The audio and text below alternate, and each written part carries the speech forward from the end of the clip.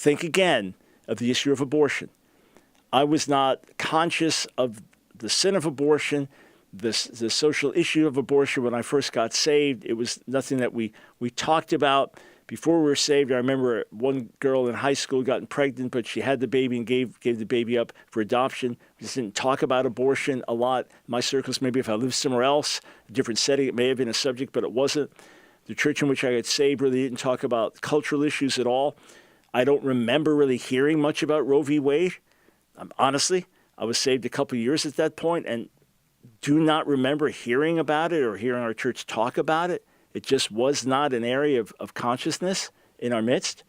But those that have been in the pro-life movement for decades will tell you how splintered the pro-life movement was at that point.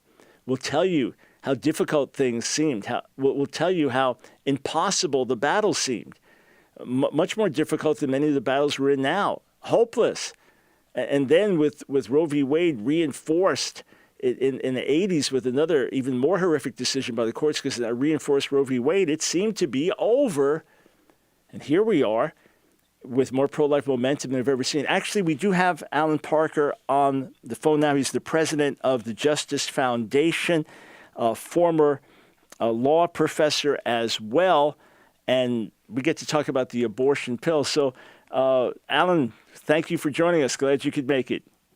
Thank you very much for having me on your program. Sure thing. So let's just focus, as we've talked so much about recent Supreme Court decisions.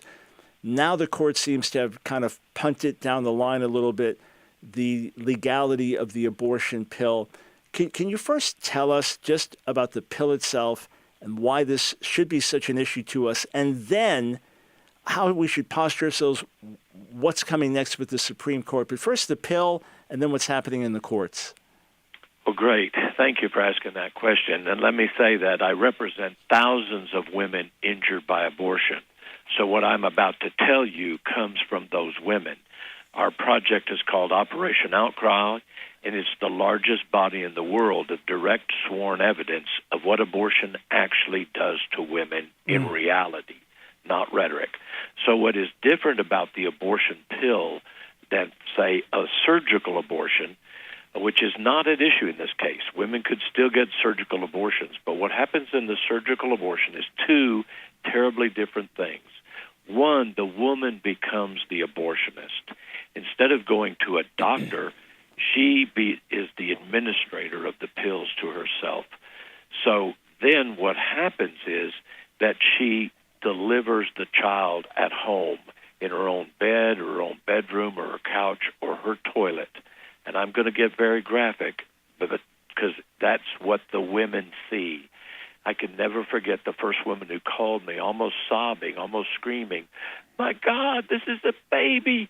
They lied to me. This is a baby. They told me it was a mass of tissue, and I'm seeing it in my hand." And it already has hands and feet. Our women testify about that. It's deeply traumatizing, and her place of safety, her home, becomes a place of trauma for PTS type D injuries and flashbacks and things like that in the future. And what about just the general safety of the abortion pill as far as the woman herself, aside from the trauma of what you just described, which is, I can't even imagine what that would feel like. What about other injuries that this can cause just to the woman herself?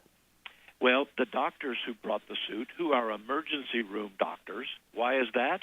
Because the pill and the abortion say, once you take the pill, you're not our problem. Once you start, quote, torrential bleeding, in the words of one of the doctors in the emergency room, you just go to the abortion. The abortion pill distributors tell them, don't even tell them you've had an abortion. Just tell them it's a miscarriage. So they're lying, and the doctors are saying, we're seeing women who need blood transfusions, IVs, hospitalizations, and by the FDA's own estimates, they say 5 million women have done this safely. That means 100,000 to 350,000 women have had emergency room visits required because of this supposedly safe procedure. And just in the last year, 2 women have died, and women have died because of this, particularly if you have an ectopic pregnancy and you don't have it viewed by a doctor. then you may not take care of the pregnancy, and that your tubes can rupture, and that can result in death. The other things that can happen to a woman, some women don't use it in the early stages when they're supposed to use it. Babies as late as 26 weeks or 30 weeks have been delivered. You're delivering a full-size baby at your home. That can cause all sorts of problems for the woman.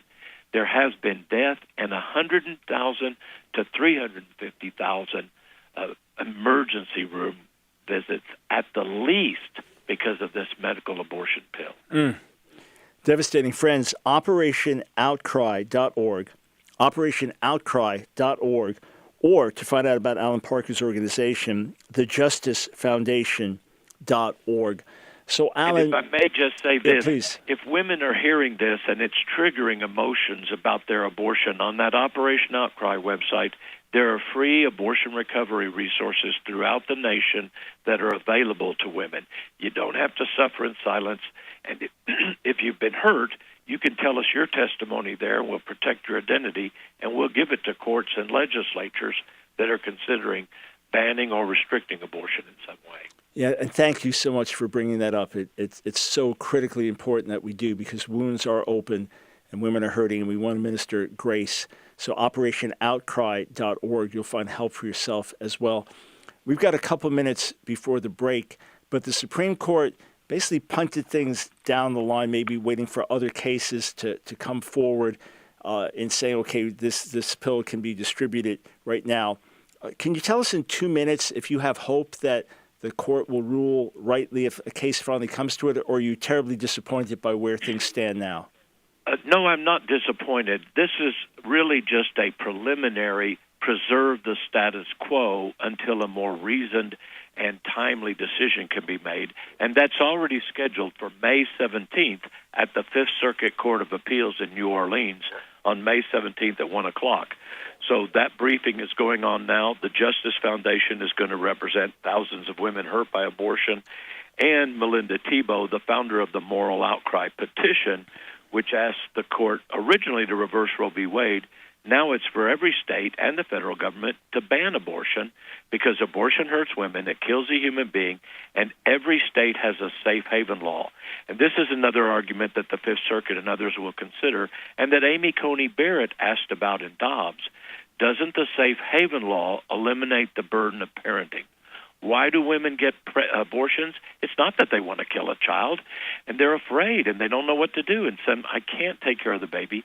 In all 50 states, even if there were no abortion pill or no surgical abortion, you can relinquish your child at a fire station or hospital or other designated safe space within a designated period of time, usually 30, 60, or 90 days, at no cost. It's free. So give the baby to the state, and you don't have to kill the baby and injure yourself with devastating psychological problems. It's the just and humane for us to move past abortion like we did slavery and segregation that were once condoned by the Supreme Court. Yeah, and from there, parents who want to adopt will now have the opportunity to do that. Alan, thanks for giving us your time. We'd love to have you back on again. Thanks for the work that you do for women and for babies. We appreciate it. Love to be with you again. Thank you for telling the truth. All right. OperationOutcry.org. Go there, friends. This is important. This is life and death.